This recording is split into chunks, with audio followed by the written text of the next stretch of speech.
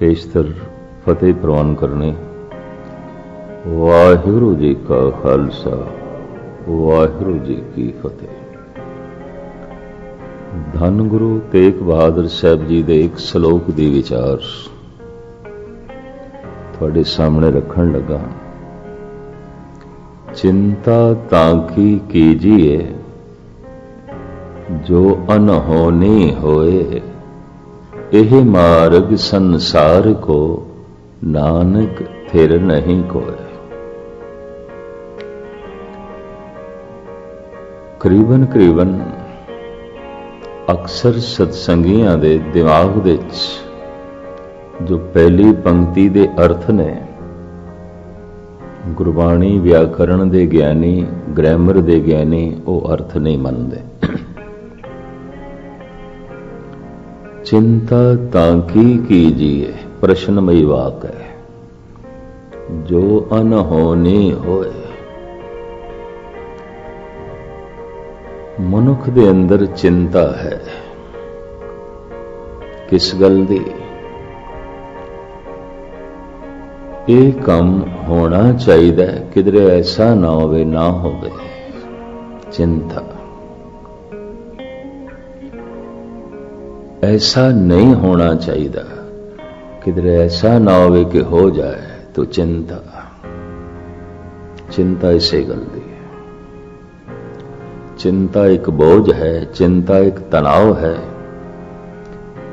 और धार्मिक ज्ञानी कहते चिंता मनुख दी सोच शक्ति दे विकास नूं भी रोकदी है। चिंता चिंतन दे च दीवार खड़ा कर देंदी है, सिमरन दे च दीवार खड़ा कर देंदी है। चिंता अनेकां तरह दे मानसिक रोगां नूं जन्म देंदी है। मानसिक रोग अनेकां तरह दे शरीरक रोगां नूं जन्म देंदे है। पर महाराज कहंदे मैं देखदा हां, चिंतत ही दिसे सब कोय।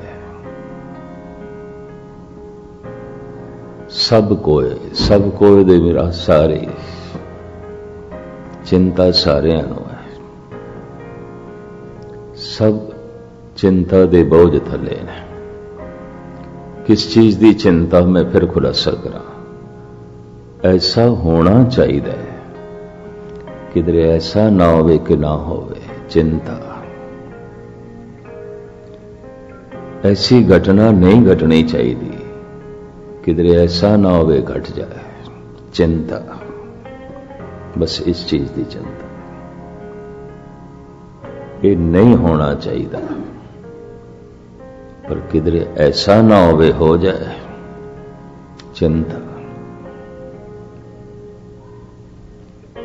ऐसा होना चाहिए, पर किधरे ऐसा ना होवे ना होवे। चिंता जब तुसी चिंता दी तह विच जाओगे तो इन्नी गल है, और कुछ नहीं। जो मेरी चाहत है वो पूरी होनी चाहिए, किधरे ऐसा ना होवे ना पूरी होवे। चिंता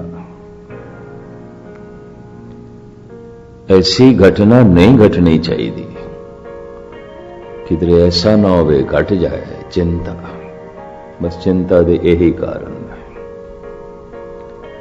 तो कितने मनुख चिंता तुरने। गुरु अर्जन देव जी कहते सारे ही चिंता तुरने।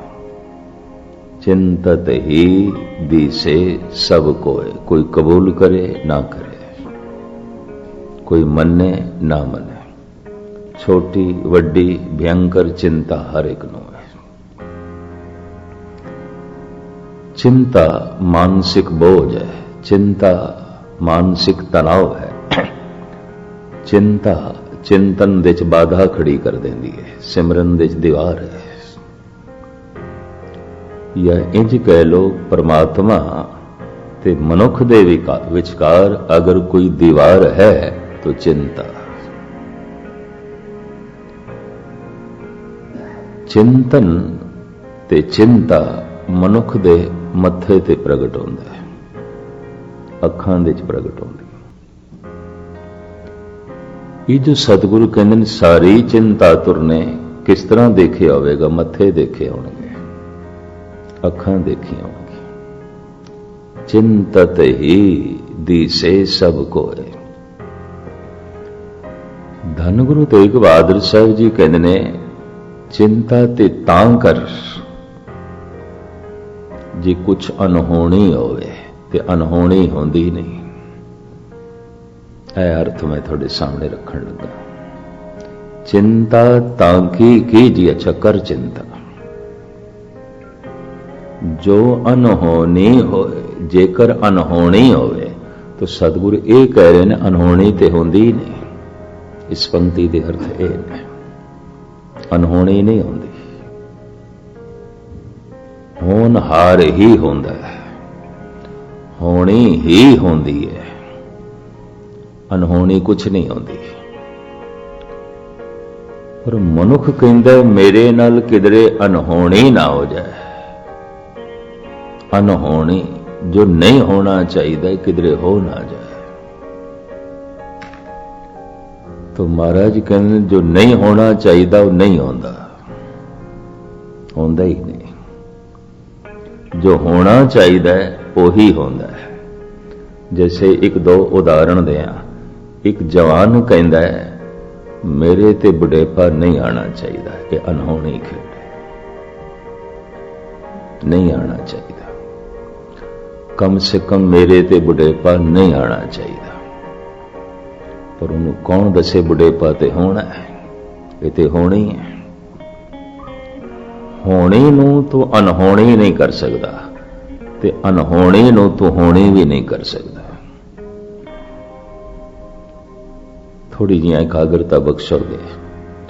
मनुख अपनी समर्था दे नाल होनी नू अनहोनी नहीं कर सकता। मनुख अपनी किसी भी शक्ति दे नाल अनहोनी नू होनी नहीं कर सकता, होनी नू अनहोनी नहीं कर सकता। तो महाराज कहते किस दी चिंता? चिंता तां की कीजिए, चिंता ते तू तां कर जो अनहोनी हो। जेकर अनहोनी होवे तो अनहोनी ते होंदी नहीं, होंदी नहीं। जन्म होया है किधरे मरण ना हो जाए। उन्हें सरदार इकबाल सिंह उन्होंने दे साहिबजादे ने दसिया बई असी अज पिता दी बरसी मना रहे हैं ते उस संबंध च असी आए हैं सारे। मैं कहा ठीक है। रोज दे सत्संगी सन। चलो मैनू जो ख्याल मिले ने मैं सदार ते ही कुछ कहूंगा। धन गुरु तेग बहादुर साहब जी दे इस श्लोक नू विचार दा आधार बना के चिंता ताकि कीजिए जो अनहोनी होए, एह मार्ग संसार को नानक थिर नहीं कोय।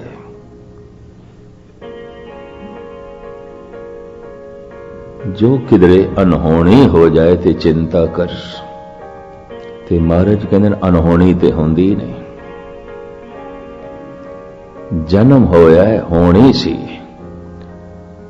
पर मनुख कहता किधरे मरण दी अनहोनी ना हो जाए। तो मरण अनहोनी नहीं होनी है, मौत होनी है, अनहोनी नहीं है।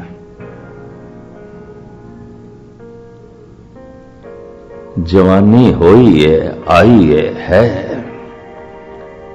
किधरे बुढ़ेपे दी अनहोनी ना हो जाए। तो बुढ़ेपा अनहोनी नहीं होनी है, होनी है, अनहोनी नहीं है। सुख मिले होया किधरे दुखां दी अनहोनी ना हो जाए। तो मैं फिर अर्ज करा अनहोनी नहीं होंदी, होंदी नहीं।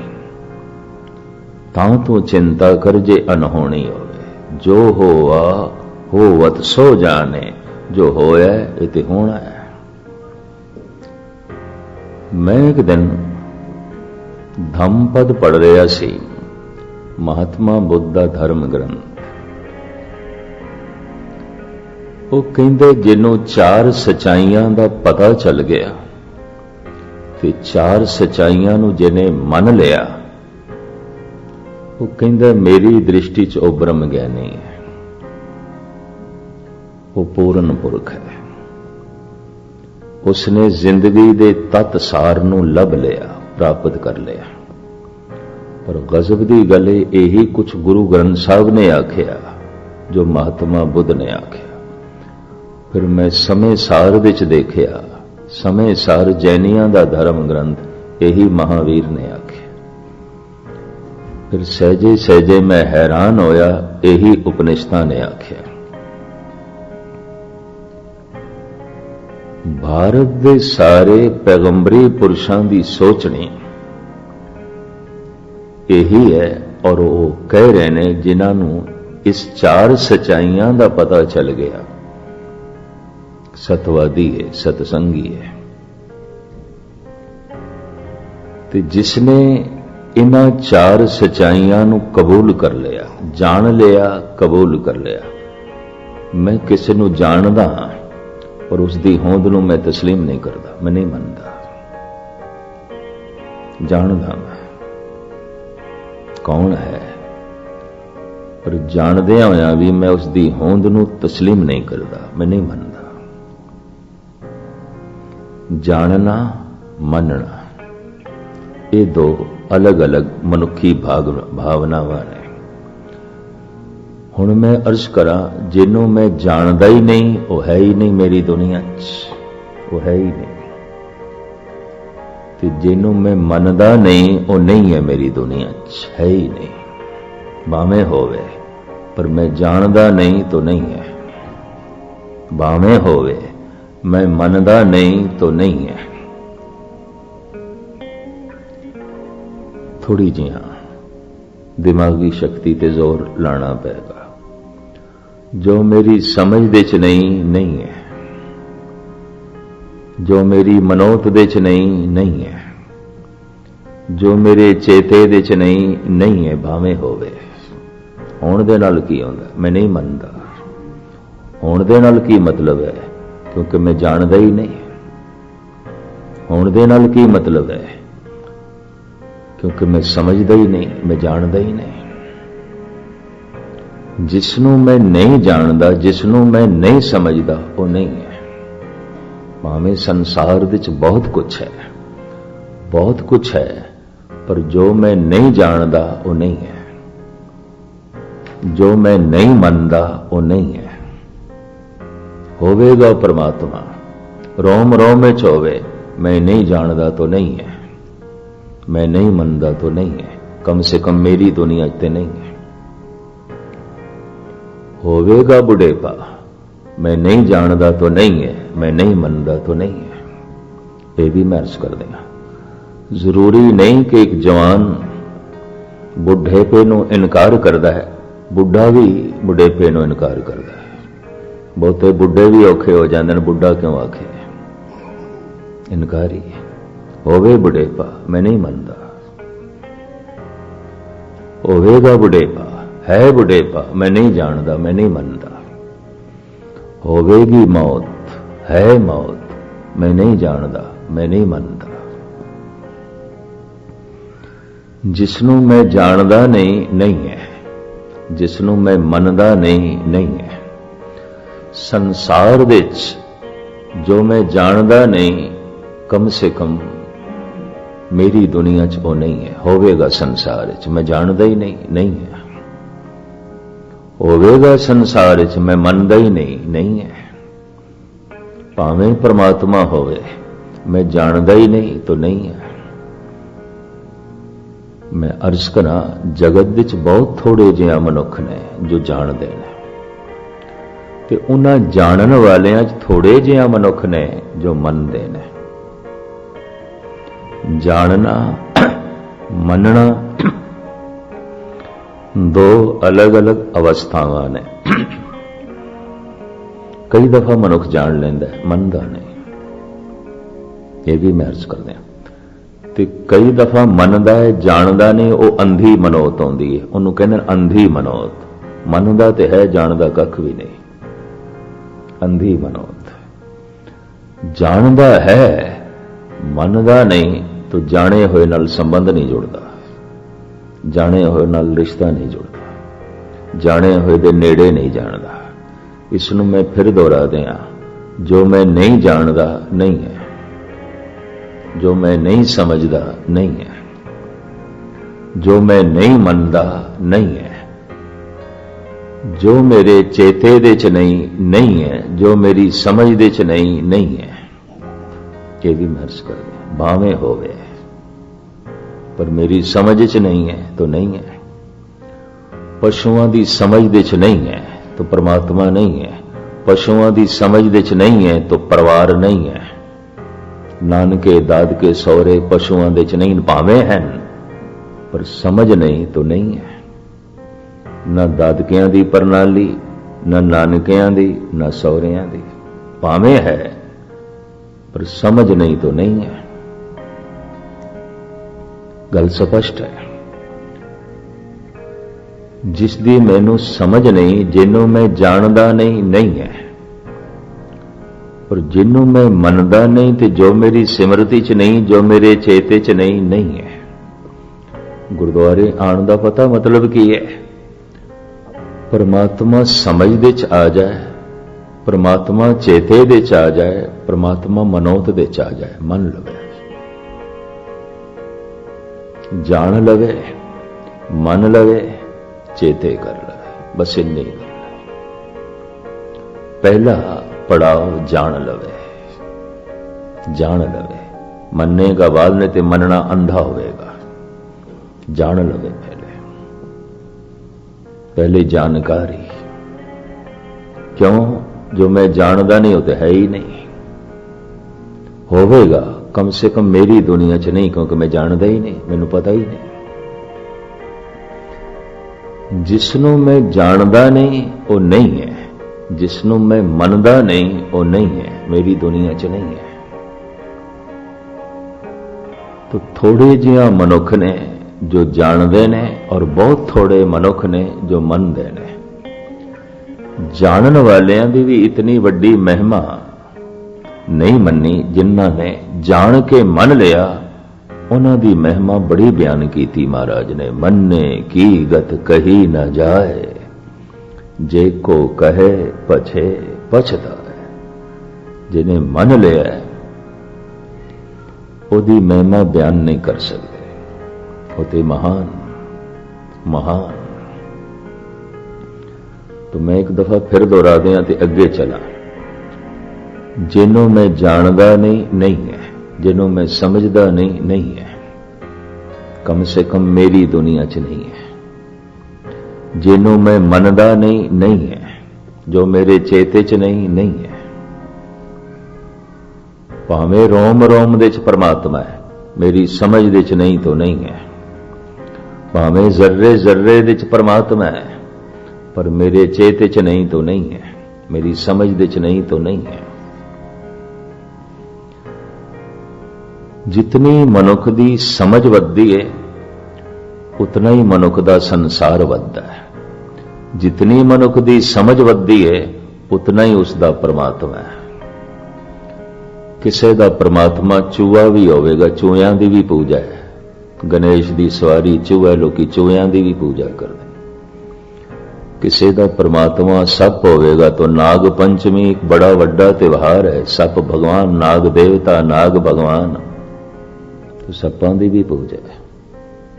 जितनी मेरी समझ है, तो मेरी समझ ही जितनी है, अजय मेरी दुनिया सिर्फ दरख्ती भगवान है, चाहे वो पिपल है, चाहे बोड़ है, चाहे जंड है।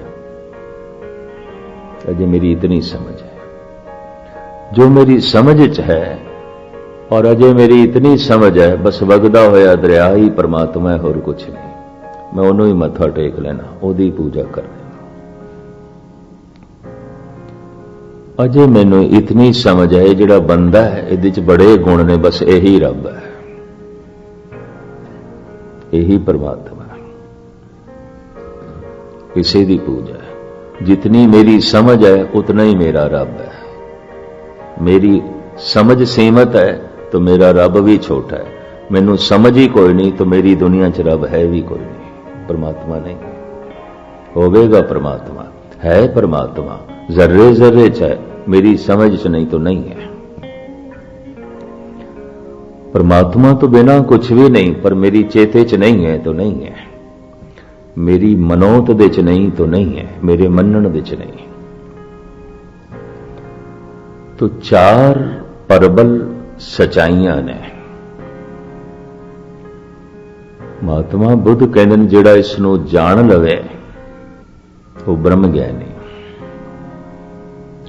इन्हां ही चार सचाइयां दा जिक्र धन गुरु ग्रंथ साहब जी महाराज दी बाणी बार बार करदी है, बार बार करदी है।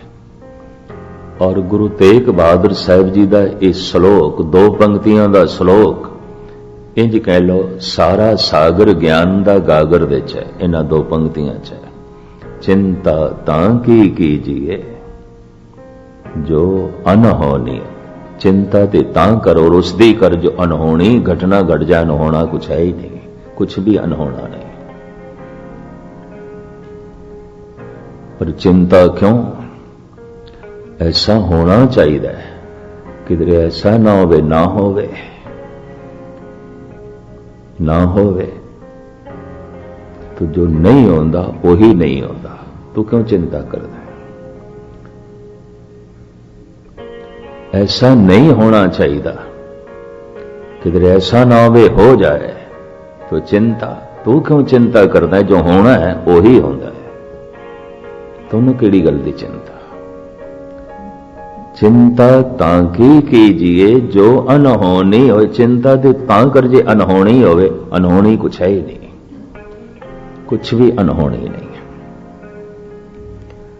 चार परबल सचाइयां ने। प्रथम दुख है, दूसरा दुख दा कारण भी है, तीसरा निवृत्ति दा साधन भी है, चौथा सुख है और है। मैं फिर दोहरावा, चार सच्चाइयां। दुख है,